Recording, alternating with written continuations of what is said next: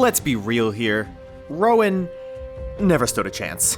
From the moment him and his sister were announced, they were immediately cast aside by the Fire Emblem fanbase as carbon copies of Alphonse and Sharina from Fire Emblem Heroes. From their design to the very story they're in, everything is working against these two.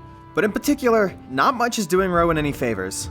His voice is annoying, he's incessantly going on about being a knight, despite not doing much and all, and what the hell is wrong with his mouth?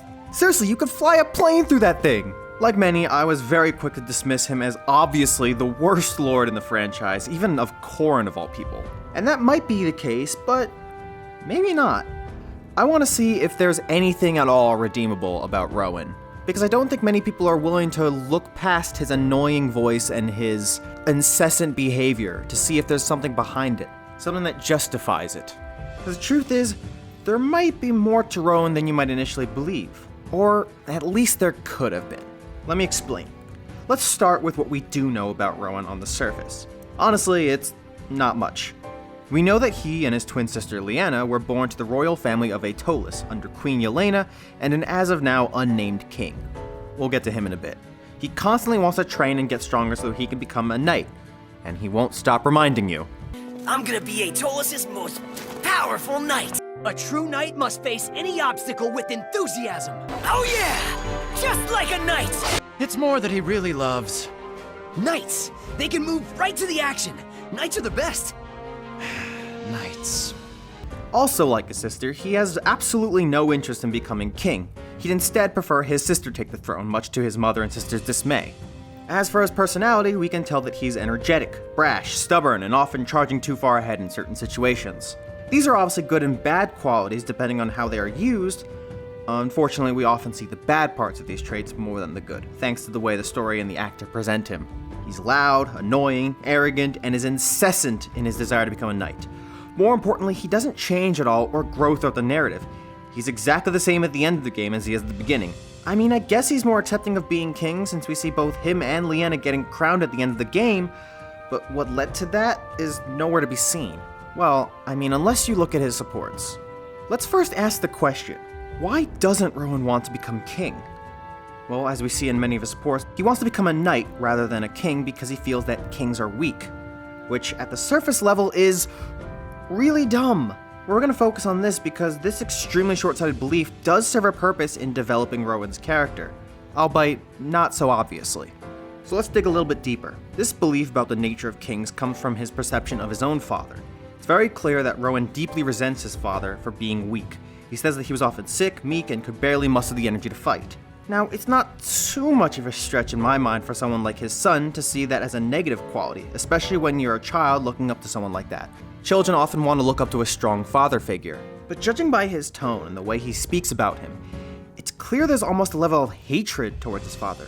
But why would that be? I don't see simply being unable to fight and being sick as something worthy of the intense hatred that he shows. Well, let's go back to Rowan's primary motivation toward becoming a knight.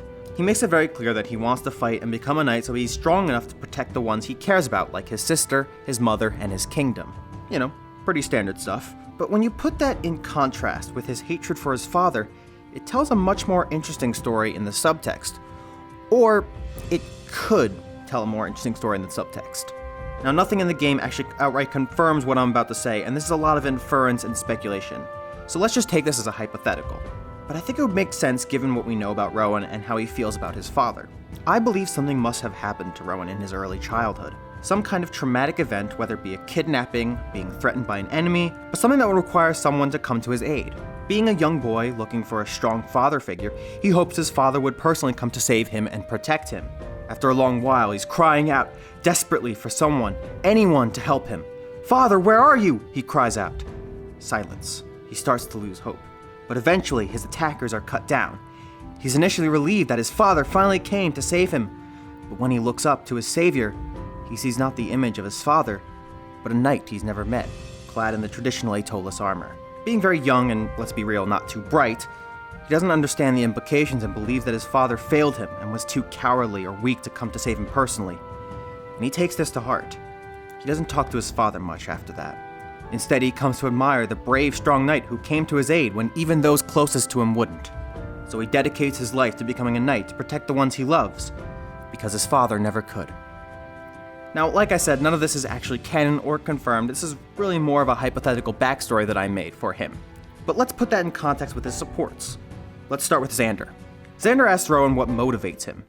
Tell me, what is it that motivates you? Why do you crave strength and power? So I can protect the people I love. That is a noble aim. But what of your lineage? You will be king, will you not? Not a chance. If my father taught me anything, it's that kings are weak. I won't end up like him, that's for sure. My sister may take the crown for all I care. I'm focused on the sword.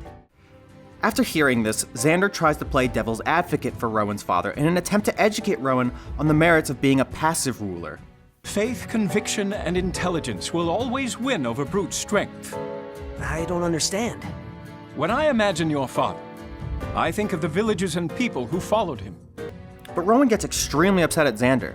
I don't care. If I don't have the strength to protect everyone, I'm nothing. Forgive me. I understand your point, but I can't look up to my father. But I can't look up to my father. You could feel that there's pure anger coming out of Rowan with that line. There's some kind of severe resentment. And Xander almost feels insulted that Rowan would think so lowly of his father. He suggests to Rowan that he should learn to be both wise and strong, and even makes a comparison to his own father, King Garen. Yeah, Xander, I can see the strong part, but the word wise and King Garen really don't belong in the same sentence.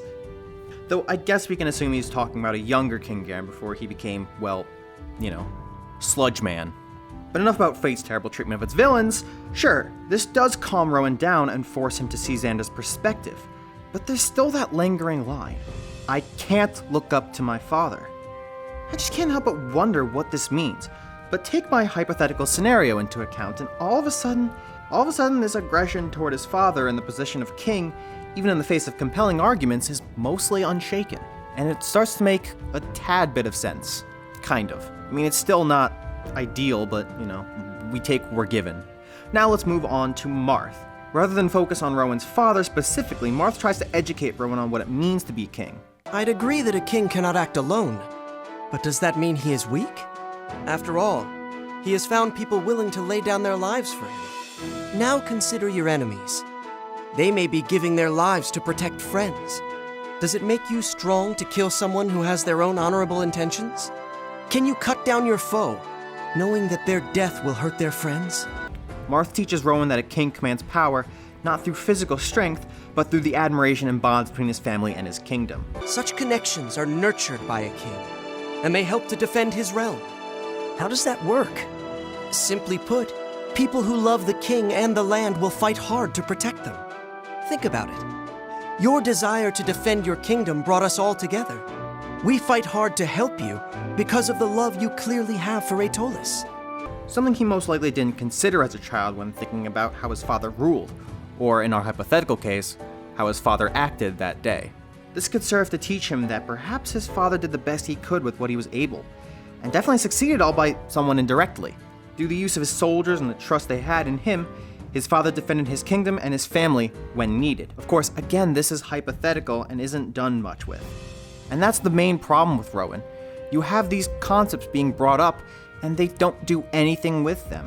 And there's plenty of other supports that try to enhance Rowan's character, especially when he comes into contact with more passive characters from the series, like Celica, for instance. In fact, in their support, Celica actually compares Rowan to Alm, in the same way that Alm was very willing to put himself on the line in order to protect the people he cares about.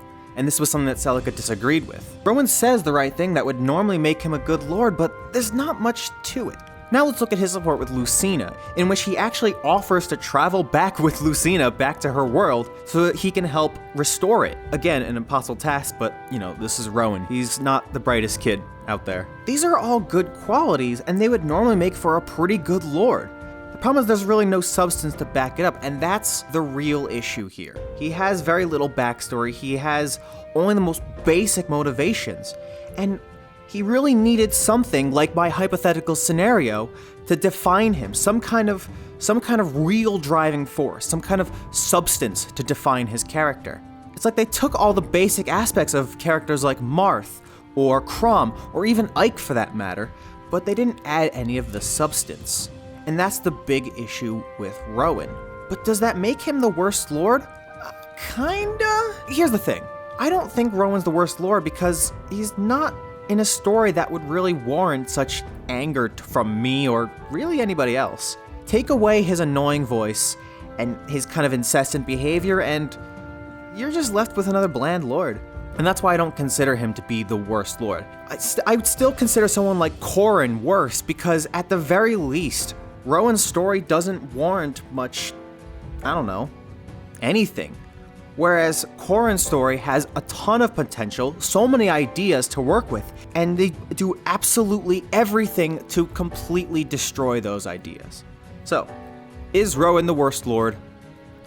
Not really, no. He's overall harmless. Take away his voice and you're just left with a bland lord. No, the worst lord is obviously Itsuki from Tokyo Mirage Sessions.